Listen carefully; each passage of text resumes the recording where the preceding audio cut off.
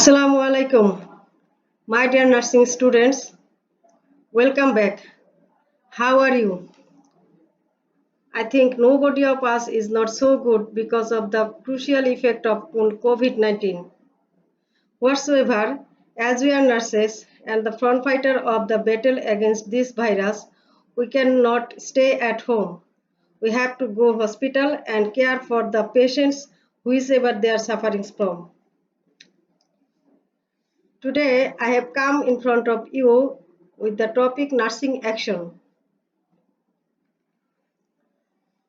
Nursing action নিয়ে আজ আমি আলোচনা করব। নার্সিং অ্যাকশন কি?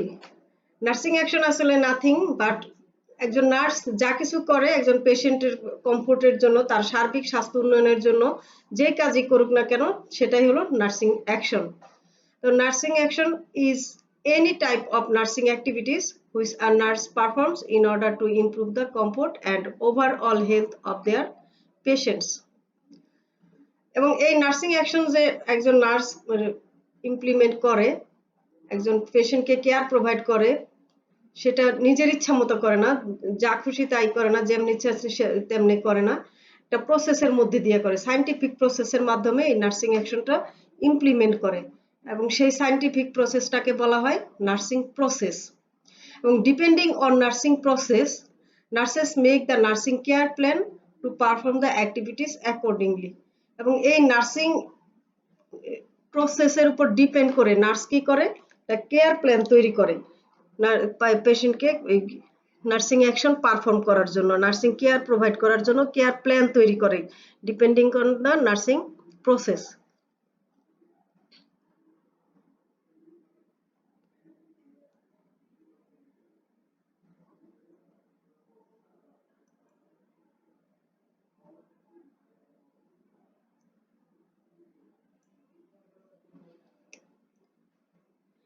In nursing care plan, nursing action is named as nursing intervention. এবং নার্সিং কেয়ার প্ল্যানে নার্সিং অ্যাকশনটাকে বলা হয় নার্সিং ইন্টারভেনশন। এবং এই নার্সিং কেয়ার প্ল্যানের কিছু কম্পোনেন্ট আছে এবং এই নার্সিং কেয়ার প্ল্যানের এই কম্পোনেন্টগুলোর মধ্যে থার্ড কম্পোনেন্ট হলো nursing intervention.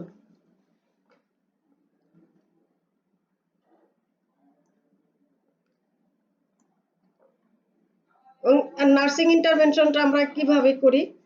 Depending on the patient's needs and unique situations, nursing interventions are fall into three main categories.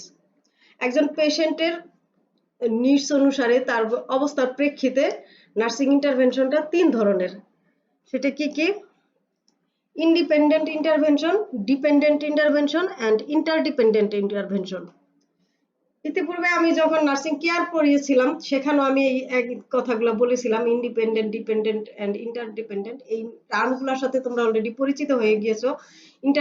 Independent কাকে বলে, ডিপেন্ডেন্ট কাকে বলে এবং ইন্টারডিপেন্ডেন্ট কেয়ার কাকে বলে।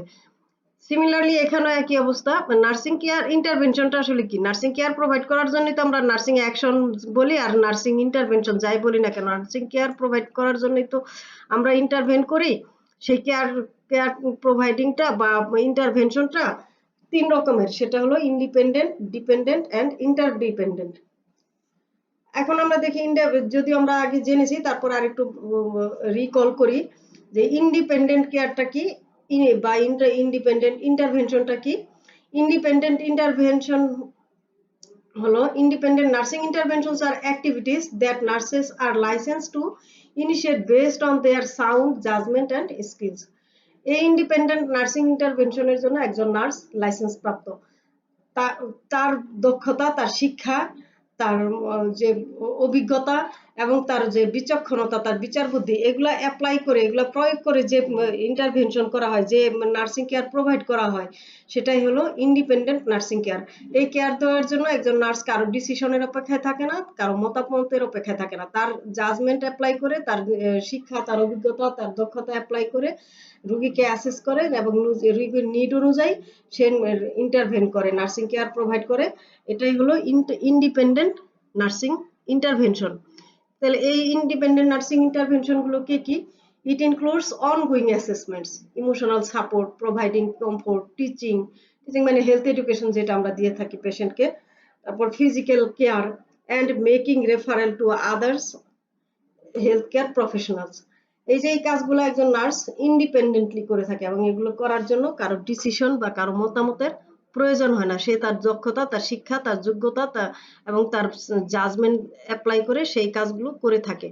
এটাকেই বলা হয় ইন্ডিপেন্ডেন্ট নার্সিং ইন্টারভেনশন। এবার আমরা দেখি ডিপেন্ডেন্ট নার্সিং ইন্টারভেনশন কি। Dependent nursing interventions are activities carried out under the physician's orders or supervision. Dependent nursing ইন্টারভেনশনটা আমরা ফিজিশিয়ানের অর্ডার অনুসারে যে ইন্টারভেনগুলো আমরা করে থাকি বা তার সুপারভিশনে যে ইন্টারভেনগুলো আমরা ইমপ্লিমেন্ট করে থাকি সেগুলোই হলো ডিপেন্ডেন্ট নার্সিং ইন্টারভেনশন। এবং সেগুলো কি, it includes orders to direct the nurse to provide medications, intravenous therapy, diagnostic test, treatments, diet etcetera. এই কাজগুলো যখন আমরা একজন পেশেন্টকে ঔষধ দেই সেগুলো কি অ্যাকর্ডিং টু ডক্টরস প্রেসক্রিপশন, তারপর ইন্ট্রাভেনাস আইভি ফ্লুইড দেই অথবা প্যাথোলজিক্যাল টেস্টে পাঠাই এবং ডায়েট দেই, সেগুলো টোটালটাই আমরা কি করি according to prescription of the physicians. সেগুলাই হলো independent nursing intervention. Assessment and providing explanation while administering medical orders are also part of the dependent nursing interventions. আমরা কিন্তু এই যে ওষুধ দেই বা ইন্ট্রাভেনাস থেরাপি, ফ্লুইড অ্যাপ্লাই করি বা ডায়াগনস্টিক টেস্টের জন্য যখন পাঠাই তখন কিন্তু পেশেন্টকে আমরা অ্যাসেস করি যে তা ওই মুহূর্তে তার কন্ডিশনটা কিরকম, তারপরে তার ওষুধের ডোজটা ঠিক আছে কিনা, তার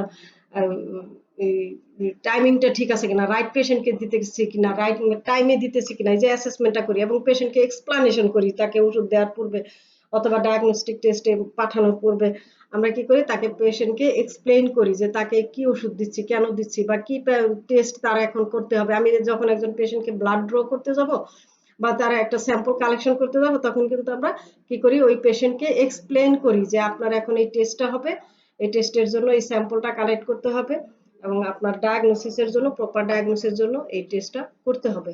এই যে আমরা এক্সপ্লানেশন গুলা করি, অ্যাসেসমেন্ট গুলা করি, এগুলো ডিপেন্ডিং নার্সিং ইন্টারভেনশনের আন্ডারে পড়ে।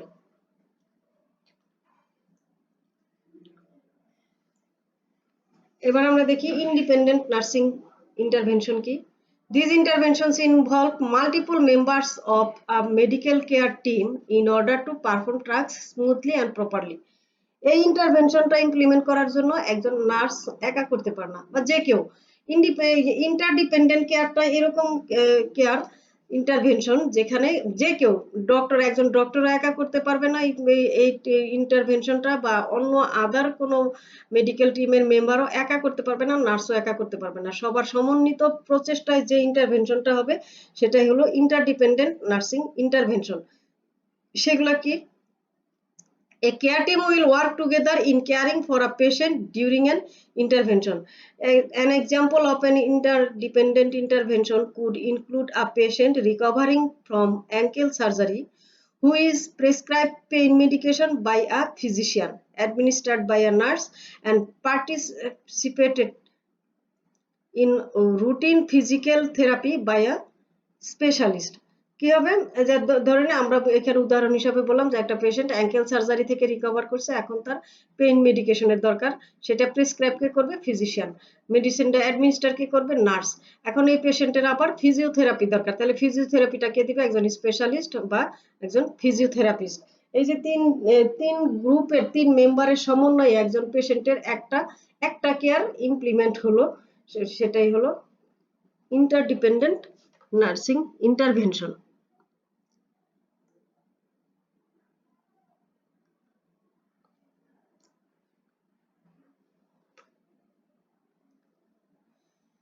এই যে নার্সিং অ্যাকশন বা নার্সিং ইন্টারভেনশনস এগুলা কিরকম হবে, এগুলা একটা গাইড ফলো করে তারপরে ইন্টারভেনশন গুলা ইমপ্লিমেন্ট করতে হবে। সেই গাইডগুলো কি কি, গাইডলাইনগুলো কি কি, safe and appropriate for the client age, health and condition. একজন রুগীর তার বয়স, তার হেলথ স্ট্যাটাস, তার আদার্স কন্ডিশন করে কনসিডারে নিয়ে সেগুলা অ্যাপ্রোপ্রিয়েটলি দিতে হবে, রাইট পেশেন্টকে দিতে হবে এবং এগুলো হতে হবে সেফ, নিরাপদ। এবং আর কি করতে হবে, achievable with the resource and time available. যে আমার যে রিসোর্স, অ্যাভেলেবল রিসোর্স, এই রিসোর্সের উপর ডিপেন্ড করে আমি কেয়ার প্ল্যান তৈরি করব। কেয়ার প্ল্যান যখন আমি একজন পেশেন্টকে কেয়ার দেওয়ার জন্য প্ল্যান তৈরি করব, আমার দেখতে হবে আমার অ্যাভেলেবল রিসোর্স কি আছে। আমি এমন কোনো প্ল্যান তৈরি করব না যেই প্ল্যান আমি অ্যাচিভ করতে পারবো না, কি জন্য, যে রিসোর্সের অভাবে। এবং আমার টাইম অ্যালোকেট করা থাকবে, যে একটা পেশেন্টকে একটা কেয়ার দেওয়ার জন্য আমার হয়তো 15 মিনিট 20 মিনিট টাইম অ্যালোকেট করা আছে, অ্যাসাইন করা আছে। আমাকে সেই টাইমের ভিতরেই আমাকে সেই কেয়ারটা প্রোভাইড করতে হবে, সেই ইন্টারভেনশনটা ইমপ্লিমেন্ট করতে হবে।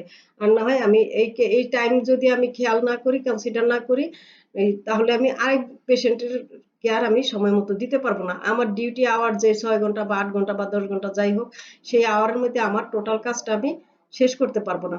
তাহলে আমাকে কি করতে হবে? Achievable with the resources and time available. যে সময়টা আমি পেলাম সেই সময়ের ভিতরে করতে হবে, এবং যে রিসোর্স আমার অ্যাভেলেবল আছে সেই রিসোর্সের ভিতরে আমাকে কেয়ার প্ল্যান তৈরি করতে হবে। এবং আদার কি, in line with the clients values, cultures and believes. পেশেন্টের ভ্যালু, কালচার, বিলিভস এগুলা কনসিডারে নিয়ে, এগুলা অ্যাড্রেস করে তারপরে আমাকে কি করতে হবে? কেয়ার প্ল্যান তৈরি করতে হবে। In line with other three piece. আমি যখন একজন পেশেন্টকে কেয়ার প্রোভাইড করব, তাকে ওই সময় আমাকে এমন ভাবে ইয়াটা সিলেক্ট করতে হবে, টাইমটা সিলেক্ট করতে হবে যে ওই সময় আদার কোনো থেরাপিউটিক টিম তার কাছে আসবে কিনা, যেমন ফিজিওথেরাপিস্ট তাকে থেরাপি দিতে আসবে কিনা, অথবা সে কোনো প্যাথোলজিক্যাল টেস্টের জন্য যাবে কিনা ওই সময়, অথবা ওই সময় ফিজিশিয়ানদের রাউন্ড আছে কিনা, কনসালটেশন আছে কিনা কোনো, এগুলো আমাকে কনসিডারে নিয়ে তারপরে আমার নার্সিং কেয়ারের টাইমটা আমাকে সিলেক্ট করতে হবে। আমি এমন কোনো টাইম সিলেক্ট করব না যখন ওই সময় অন্য কোনো টিম মেম্বার তাকে কেয়ার প্রোভাইড করবে, তাহলে আমার কেয়ারটা ঠিক মতো দেওয়া হবে না। এবং বলা হয়েছে based on nursing knowledge and experience of or knowledge from relevant sciences. তাহলে আমি যে ইন্টারভেনশনটা প্রোভাইড করব সেটা কিসের উপরে বেস করে হতে হবে? আমার নার্সিং নলেজের উপরে। আমি যে এডুকেশন নিয়েছি, আমার যে স্কিল, আমার যে জাজমেন্ট, এগুলোর উপরে বেস করে আমাকে কেয়ার প্ল্যান তৈরি করতে হবে। এবং এর সাথে যদি আদার রিলিভেন্ট, এই নার্সিং রিলিভেন্ট বা হেলথ রিলিভেন্ট কোনো সায়েন্সের উপর ডিপেন্ড করতে আমাকে সেই সায়েন্সের হেল্প নিতে হবে আমাকে। তাহলে আমরা কি শিখলাম আজকে? Nursing action. নার্সিং অ্যাকশন কিছুই না, নার্সিং অ্যাকশন হলো একজন নার্স একজন পেশেন্টের কমফোর্টের জন্য, তার সার্বিক স্বাস্থ্য উন্নয়নের জন্য যা কিছু করে সেটাই হলো নার্সিং অ্যাকশন। নার্সিং অ্যাকশন আমি আমার ইচ্ছা মতো দেই না, এটা একটা সায়েন্টিফিক প্রসেসের মধ্য দিয়ে দেই। সেই সায়েন্টিফিক প্রসেসটাকে কি বলা হয়? নার্সিং প্রসেস বলা হয়। এবং according depending on nursing process, nurse কি করে? নার্সিং কেয়ার প্রোভাইড করার জন্য বা নার্সিং ইন্টারভেনশন ইমপ্লিমেন্ট করার জন্য একটা কেয়ার প্ল্যান তৈরি করে। এবং সেই কেয়ার প্ল্যানের মধ্যে কিছু কম্পোনেন্ট থাকে, সেই কম্পোনেন্টের থার্ড কম্পোনেন্ট হলো নার্সিং ইন্টারভেনশন। এবং এই নার্সিং ইন্টারভেনশনকেই আসলে নার্সিং অ্যাকশন বলা হয়। এখন আমরা দেখি নার্সিং অ্যাকশন বা নার্সিং ইন্টারভেনশন কয় রকমের? এটা 3 রকমের। Independent nursing intervention, dependent nursing intervention and interdependent nursing intervention. Independent nursing intervention কোনটা? একজন নার্স তার শিক্ষা, দক্ষতা, অভিজ্ঞতা এবং সাউন্ড জাজমেন্ট অ্যাপ্লাই করে যে কেয়ার প্রোভাইড করে থাকে একজন পেশেন্টকে, according to the patient's needs and the situations, সেটাকেই বলা হয় ইন্ডিপেন্ডেন্ট নার্সিং কেয়ার, এই নার্সিং ইন্টারভেনশন। এবং এই ইমপ্লিমেন্ট করার জন্য কারো ডিসিশন বা কারো মতামতের প্রয়োজন হয় না। এবং এরপরে যাই আমরা dependent nursing intervention. Dependent nursing ইন্টারভেনশনটা কি? এটা করার জন্য আদার্স মেডিকেল বা হেলথ কেয়ার টিম মেম্বারদের সহযোগিতা লাগে, সকলের সমন্বয়ে এই কেয়ারটা বা এই ইন্টারভেনশনটা ইমপ্লিমেন্ট করা হয়। যেমন ফিজিশিয়ান, আদার্স যে ফিজিওথেরাপিস্ট বা আদার হেলথ টিম মেম্বার। এখানে উদাহরণস্বরূপ বলা হয়েছিল যে একজন